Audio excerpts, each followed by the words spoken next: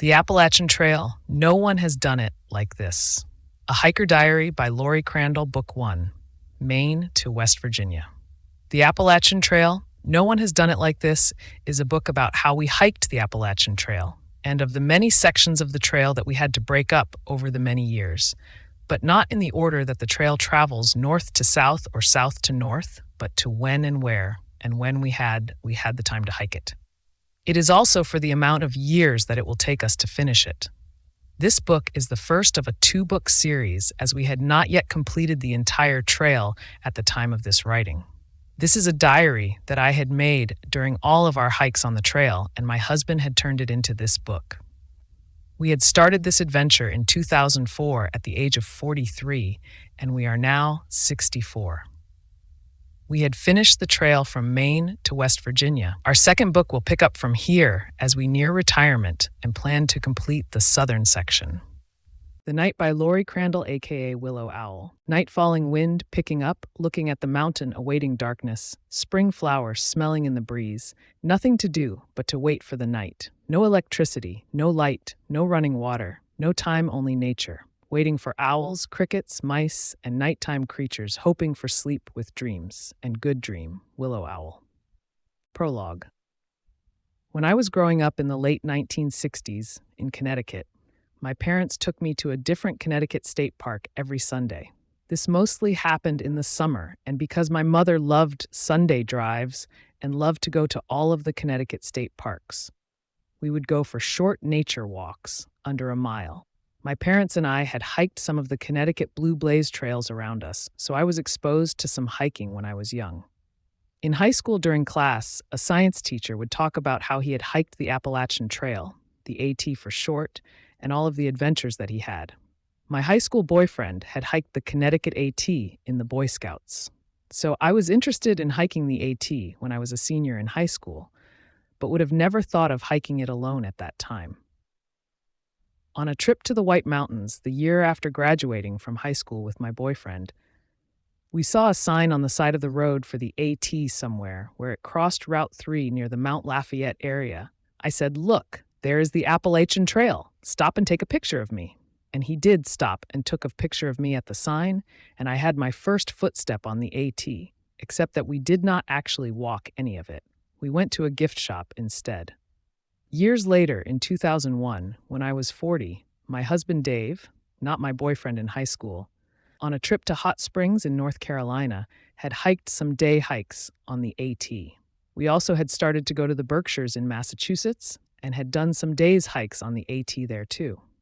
Our first goal was to hike the entire Massachusetts section of the AT. I got a map of the AT and a guidebook from the Appalachian Trail Conference, the ATC, and crossed off the section of the trail that we had done by day hiking or an overnight backpacking. We had been doing good covering Massachusetts, so we started thinking about doing the Connecticut section.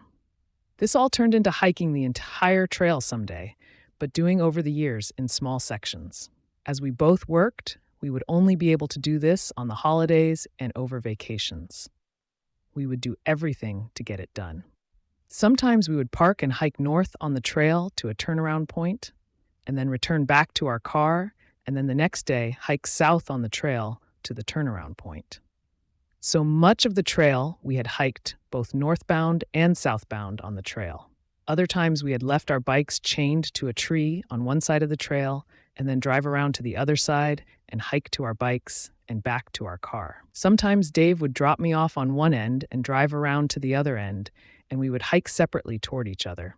Then I would take the keys, and we would separate again and continue our hike, and I would drive to the other end and pick up Dave. This caused a couple of dilemma over the years. One time, I was dropped off at a side trail to the AT in Pennsylvania that I had found searching the web because the section was too long between roads for us to do. So we had separated in order to complete it in a day. Well, Dave had started his hike heading northbound from the AT parking lot, and I was supposed to hike to the AT and head southbound. Well, that did not happen exactly as I expected. The path that I was on was supposed to be marked in yellow, and it was at the gate, but the further I got into the wood, the more overgrown it became, and I saw no more markers. I ended up getting lost, and to make it worse, there was no cell phone signal here. So I ended up bushwhacking to the AT, and it took me all day, but luckily I did find it and met up with Dave. On another trip, Dave had forgot if he was going north or south on the trail after he had dropped me off. One time, I accidentally went north on the trail, and I was supposed to be going south. Dave had dropped me off on a road where the trail crossed, but the sign did not indicate which way was north and which was south. Luckily, I met a thru hiker on the trail who told me which way I was going. Some hikers say that we did not hike the entire AT with backpacks, but we get bonus miles for hiking side trails to the AT. Finding the AT by car is not easy. The trail has road signs to mark the trail, some with parking areas for the trail. However, not all roads have this.